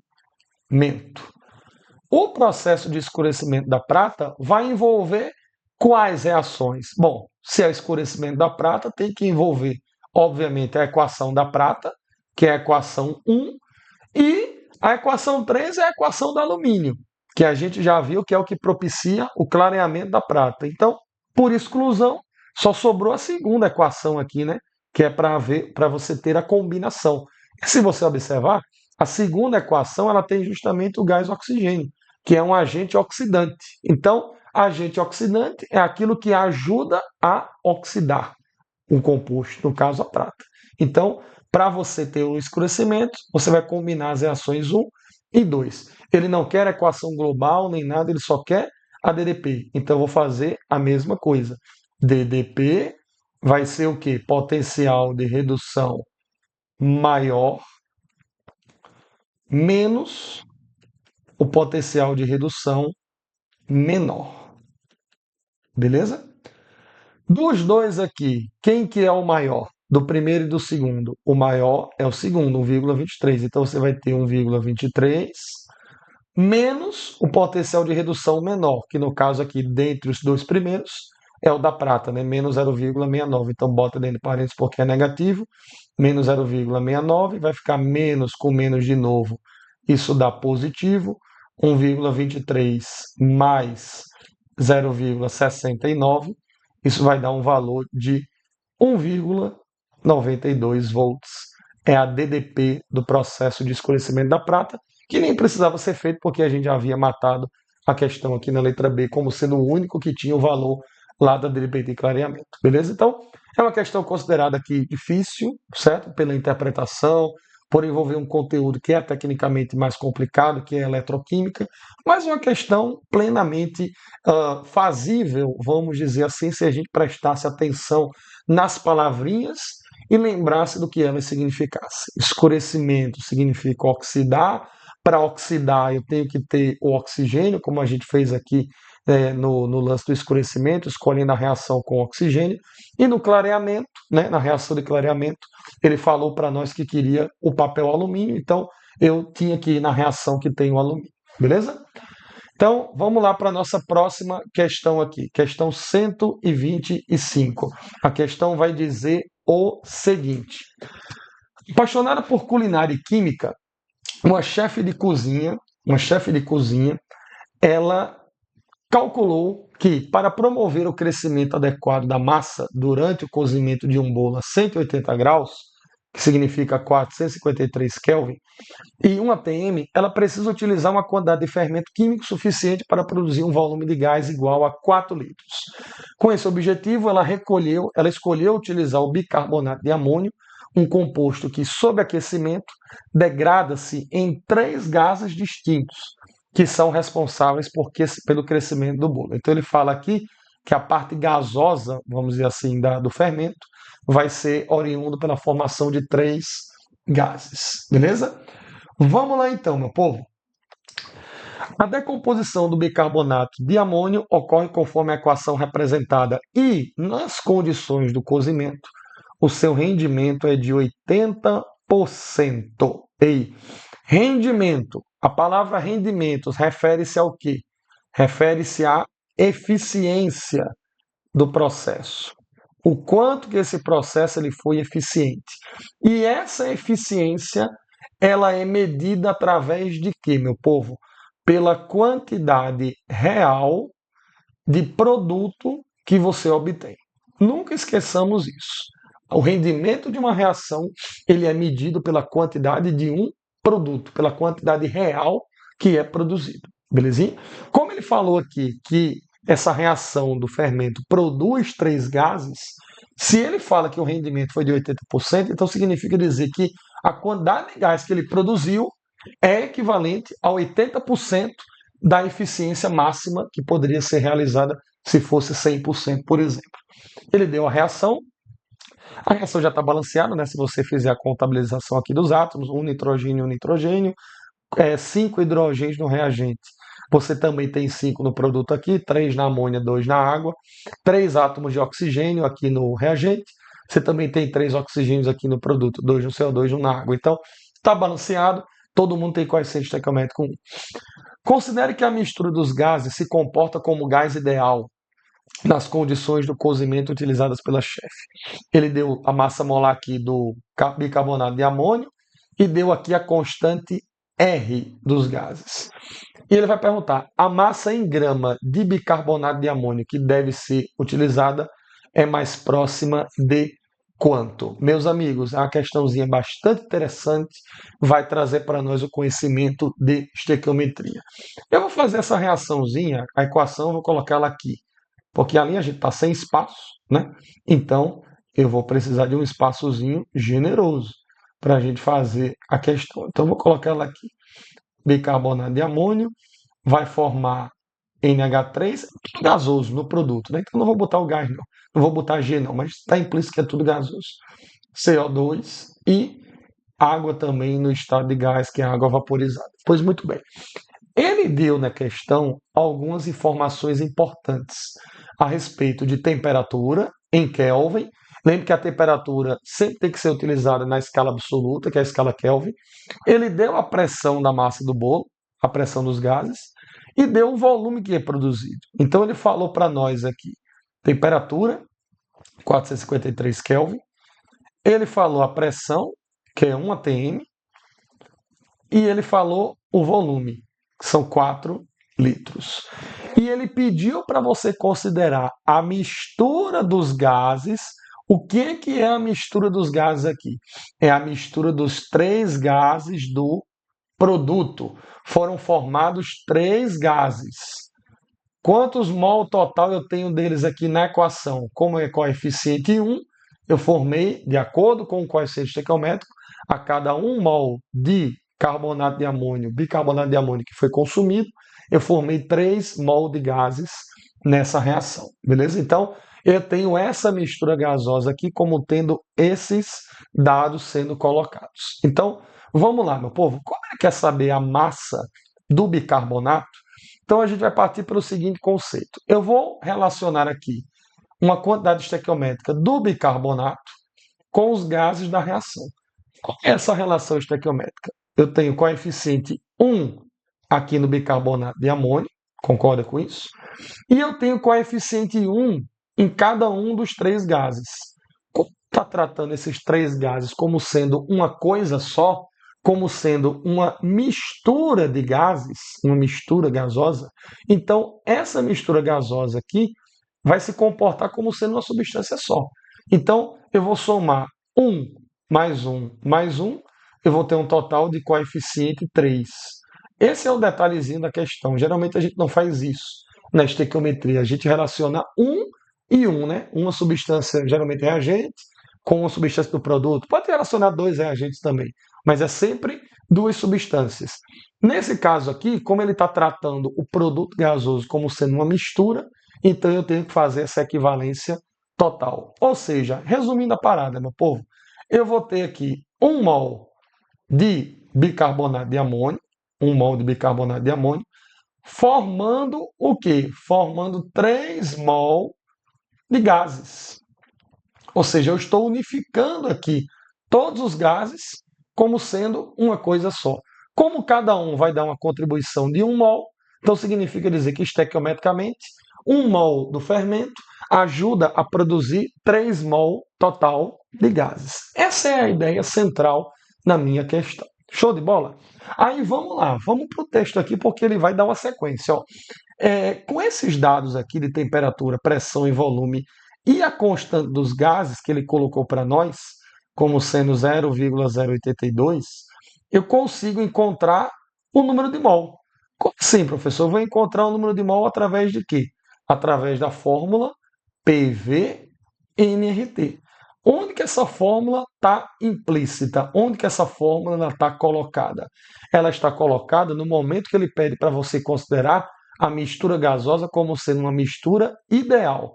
Mistura ideal significa dizer que você utilizará a equação dos gases ideais, que é chamada de equação de Clapeyron, ou Clapeyron, como alguns gostam de pronunciar, que é o PV-NRT. Então, com essa formulazinha aqui, eu vou conseguir descobrir o número de mol de gás que for utilizado no processo. E aí, quando eu descobrir o número de mol de gás que for usado, eu posso descobrir a quantidade de fermento que foi também utilizado. Belezinha? Só que vamos lá.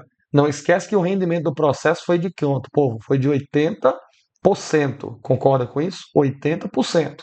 Então, 80% é a eficiência da reação, que se refere à quantidade real de produto. Então, a quantidade de gás que foi produzido vai equivaler a 80% apenas. Show de bola? Vamos fazer o cálculo aqui em cima, vamos ver se cabe, né? Eu vou ter o quê? Pressão vai ser 1 atm, o volume 4, vai ser igual N, que é o que eu quero descobrir, 0,082 é a constante dos gases, e a temperatura tem que ser em Kelvin. Ele já deu em Kelvin, mas se ele não tivesse dado a temperatura em Kelvin, como é que eu faria para chegar em Kelvin?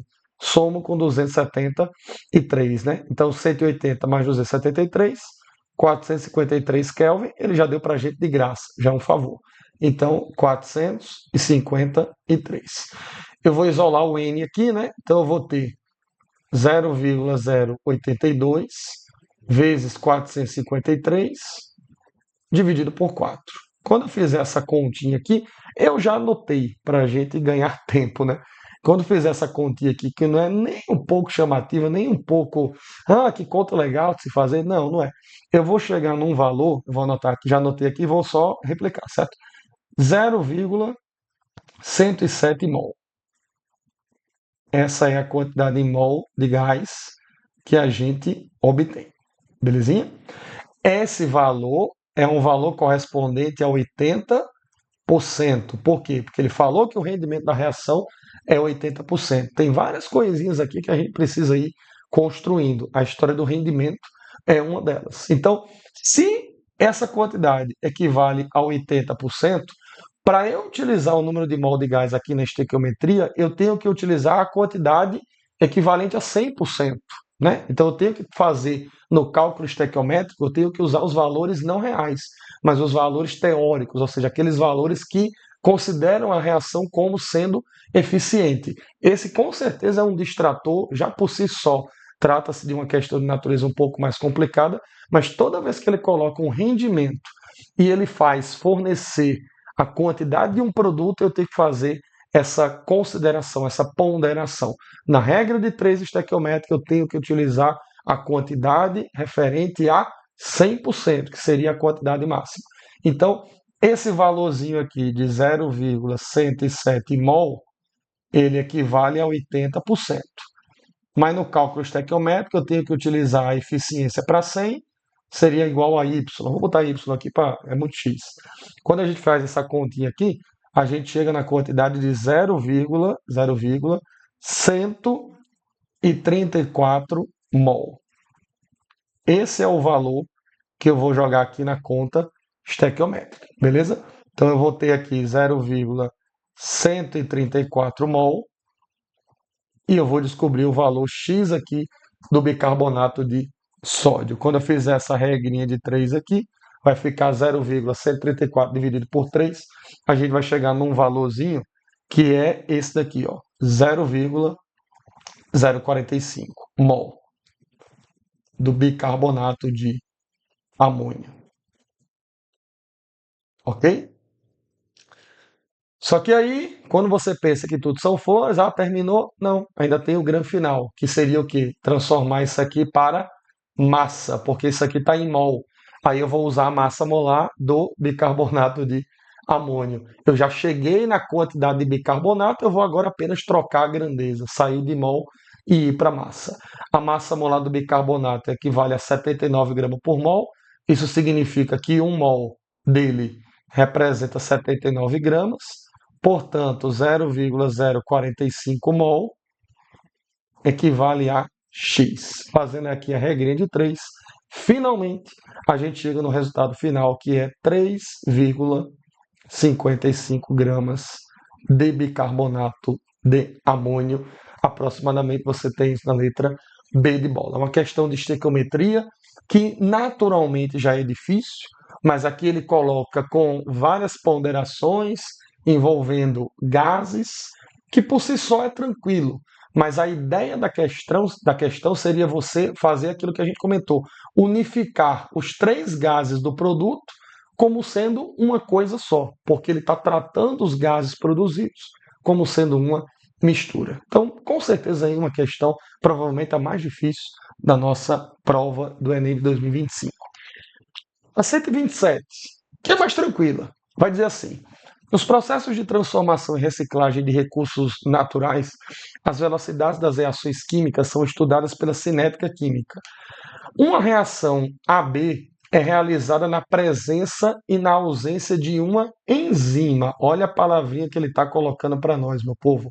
Enzima, enzima. Essa enzima lembra alguma coisa, né? E aí, ó, vamos lá. Ele coloca aqui para nós: realizar na presença de enzima com todas as demais condições permanecerem inalteradas. Considere que, no gráfico da variação de energia ao longo dessa reação, a linha contínua representa o avanço da reação na ausência da enzima e a linha pontilhada na presença da enzima. Povo, o que são essas enzimas, hein? São os nossos catalisadores. São catalisadores biológicos, no caso. Qual é o poder de um catalisador, hein? O catalisador, ele tem como poder diminuir a energia de ativação da reação. Ele é uma espécie de atalho da reação química, ou seja, faz o reagente chegar no produto de forma mais rápida. Ele acha um novo caminho energético na reação. Consequentemente, a reação aumenta de velocidade, ou seja, a reação fica mais rápida. Então, todas essas ideias são consideradas sobre o catalisador. Ele quer que você diga qual é a alternativa que vai ter o uso desse catalisador. Povo, o catalisador, ele tem apenas a prerrogativa de acelerar a reação, ou seja, ele vai mexer apenas na velocidade da reação através da redução da energia de ativação. Todo o resto continua igual. Entalpia, ΔH, energia do reagente, energia do produto, tudo isso continua igual. Então, você já descarta aqui de cara a letra A e a letra B, porque a letra A está dizendo aqui, ó, que você vai ter patamares diferentes de energia aqui no A e na letra B, patamares de energia diferentes no B. Ou seja, falso. O catalisador não vai mudar a energia de substância. Ele muda a entalpia, ele muda a energia de ativação da reação. Ponto. Na letra C de casa, olha que interessante na letra C. Repara que o A e o B, eles estão na mesma linha, seja considerando a linha normal ou a tracejada. A única coisa que muda é a linha contínua que ele disse na questão que não tinha catalisador, é sem catalisador, e a linha pontilhada é a linha com catalisador. Concorda com isso? Repara que a linha tracejada, pontilhada, vermelhinha, que representa o catalisador, ela está mais baixa do que a linha tracejada. Ou seja, está indicando o quê? Um caminho alternativo, um caminho mais rápido para se chegar no produto. Se eu for determinar as energias de ativação desses dois processos aqui, da linha contínua e da linha tracejada, eu vou obter o quê?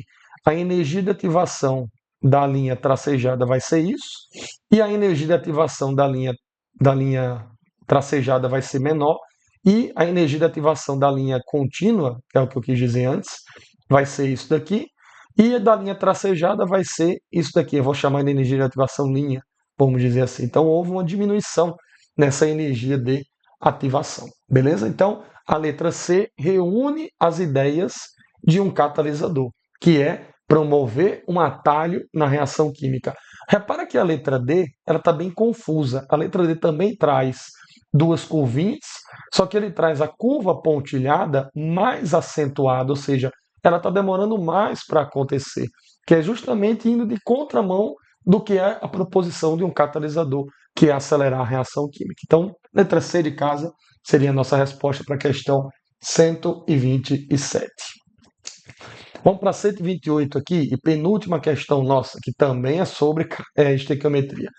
O Brasil é o maior produtor mundial de nióbio. Deu a massa molar, metal utilizado na fabricação de vários tipos de aço, automotivos, estruturais e inoxidáveis. O processo utilizado na produção do nióbio é a redução aluminotérmica de NB2O5, com excesso de 10% de alumínio em relação à quantidade estequiométrica da reação. Então ele está dizendo aqui que esse nióbio ele é produzido a partir desses dois reagentes, mas utiliza-se 10% a mais de alumínio no processo industrial do que a estequiometria necessitaria, vamos dizer assim. Provavelmente para ter alguma sobra ali, alguma garantia, caso algo funcione de maneira equivocada ou caso algo de surpresa aconteça, você tem ali uma sobra de alumínio no processo industrial para garantir a sequência da reação. E aí ele disse que essa estequiometria, né, está representada pela equação a seguir. Ele deu a equação, nota que já tem coeficiente estequiométrico, a reação já está balanceada. Uma engenheira metalúrgica estimou a massa de alumínio necessária para produzir 9,3 quilos de nióbio, nas condições descritas para a produção de um lote de peças de aço, encomendado por uma indústria considerando um rendimento de 100%. Lembra daquela questão cavernosa que a gente fez agora há pouco, de estequiometria, que tinha um rendimento de 80%? Pronto, aqui a gente não vai ter esse problema, porque o rendimento é de 100%, então não vai ter nenhuma continha a se fazer disso daí. Caso tivesse, caso ele falasse, por exemplo, que o rendimento era, sei lá, de 90%, ele deu a massa de nióbio aqui, não foi? E o nióbio, ó, é um produto da reação. Então essa massa seria equivalente ao rendimento que ele estaria mostrando, informando no texto. No cálculo estequiométrico, eu teria que utilizar ele como sendo 100%. Fica ligado, então, nisso daí.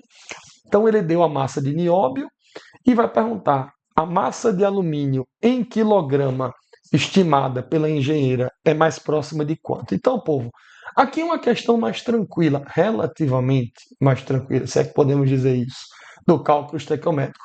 Ele deu uma quantidade de nióbio e ele vai perguntar uma certa quantidade de alumínio. Então, na minha estequiometria, ó, pelo cálculo estequiométrico, pela estequiometria, eu vou relacionar o que nessa reação?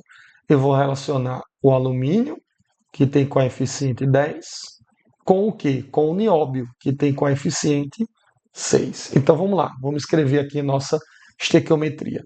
Como ele deu a massa de nióbio, vai perguntar a massa de alumínio, então a minha estequiometria vai ter que ter o quê? Vai ter que ter uma proporção em massas. E essas massas eu escrevo a proporção usando massas molares. Os números estequiométricos aqui, 10 e 6 respectivamente, significam o quê, meu povo? Número de mol, não é isso? Como a estequiometria está se desenhando toda pela massa, então eu vou trocar esses coeficientes para massa. Eu faço isso usando massa molar. Vamos lá. Então, o alumínio. A massa molar do alumínio, ele deu aqui para nós, 100 maiores percursos, 27 gramas por mol. Como são 10 mol na reação, então eu vou ter 10 vezes 27 gramas, beleza? Já o nióbio, eu tenho 6 mol dele na equação, a massa molar do niobinho, tá aqui, ó, niobinho, olha só, já estou íntimo do elemento nióbio, 93 gramas por mol, então vai ser 6 vezes 93 gramas. Show de bola? Na linha de baixo, o que é que eu vou colocar na linha de baixo? O dado e a pergunta. O que ele deu sobre o nióbio é 9,3 quilos.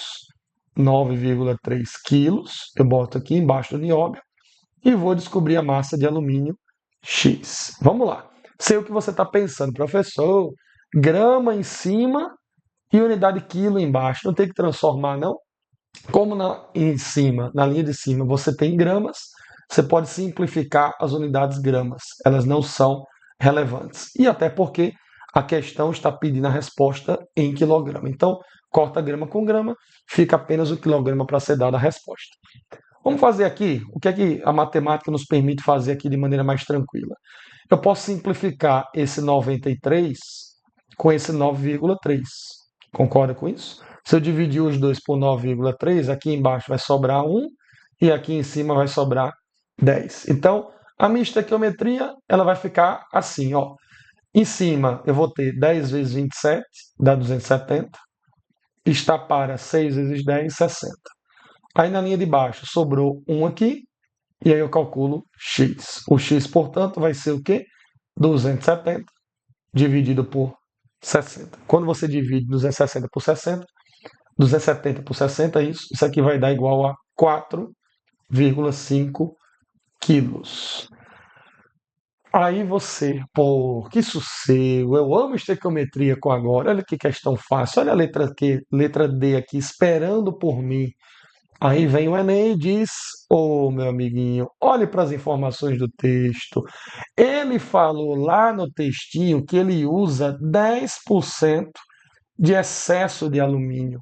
Ou seja, 10% de excesso de alumínio em relação à quantidade estequiométrica da reação. Pela estequiometria, esse foi o valor que eu encontrei. Pela estequiometria, missão cumprida. Só que lá na indústria, ele coloca 10% a mais do que é necessário. Excesso de 10% de alumínio. E ele pergunta aqui no comando da questão, ó, qual é a massa de alumínio estimada pela engenheira. A engenheira estimou a quantidade de alumínio como sendo, mais uma vez, o quê?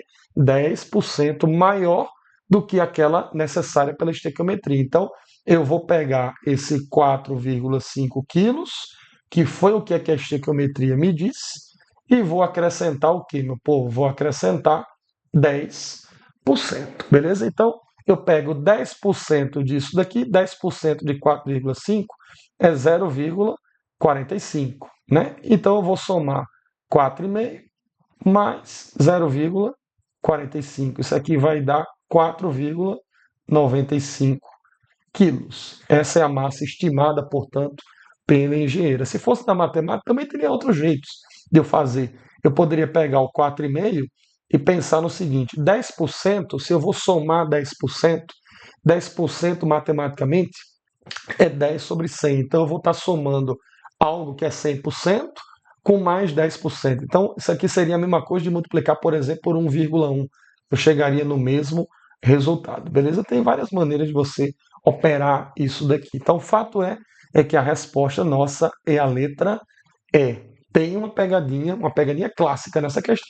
Verdade assim, formado no texto, né? Então a questão, até o que eu escrevi aqui em vermelhinho, é a resolução da estequiometria, e esse pouquinho aqui embaixo é a cereja de bolo amarga, neste caso, que ele colocou para você, para ver se você tinha prestado atenção nessa informação do excesso de alumínio, que significaria o quê? Chegar na quantidade de alumínio necessária e somar 10%, porque ele disse que colocou excesso de 10%, beleza? Então, letra E, portanto, a nossa resposta. E vamos aqui para a última questão da resolução do nosso Enem 2025. Vai dizer assim: alguns hormônios sexuais têm ganhado notável atenção nos últimos anos por suas concentrações cada vez maiores no solo e na água em todo o mundo. O motivo da preocupação é porque, em níveis poluentes, eles têm sido associados ao câncer de mama e ao câncer de próstata, além de perturbarem a fisiologia dos peixes, podendo ainda afetarem o desenvolvimento reprodutivo de animais domésticos e selvagens. Assim, o descarte inadequado desses hormônios representa uma séria ameaça ao solo, plantas, recursos hídricos e humanos. De baixa polaridade, eles apresentam uma solubilidade pequena e variável em água. Então, se a polaridade for pequena, a solubilidade vai ser pequena. Questão aí envolvendo polaridade. Dependendo dos grupos presentes em suas estruturas, representando um grande risco para os ambientes aquáticos. As figuras a seguir, estão aqui ao lado, representam as estruturas de algum desses feromônios. Então, tu percebe aqui que mais ou menos o tamanho deles é mais ou menos a mesma coisa, né? A cadeia carbônica aqui, os ciclos, são mais ou menos iguais. O que vai mudar são o quê? São os grupos polares que estão associados a essas cadeias. Do ponto de vista das interações químicas, qual desses hormônios apresenta maior solubilidade em ambientes aquáticos? Povo, para ter maior solubilidade, no caso em água, né, que são os ambientes aquáticos, as substâncias elas precisam ter grupos polares em uma quantidade maior, né? Até porque ele colocou aqui na questão de baixa polaridade, eles apresentam uma solubilidade pequena. Então, em contraponto, para ter uma solubilidade maior, eu preciso ter compostos com grupos polares também mais acentuados. Quem são esses grupos polares? São grupos que tenham átomos eletronegativos, oxigênios, nitrogênios. Quando você vai pesquisando aqui nas moléculas, você vê, na molécula aqui do estradiol, você tem um grupo OH aqui e um grupo OH aqui, que são grupos polares. Então, essa molécula aqui já tem duas regiões polares. Na molécula aqui da estrona, você tem um grupo OH aqui e um grupo carbonilo aqui, também são dois grupos polares.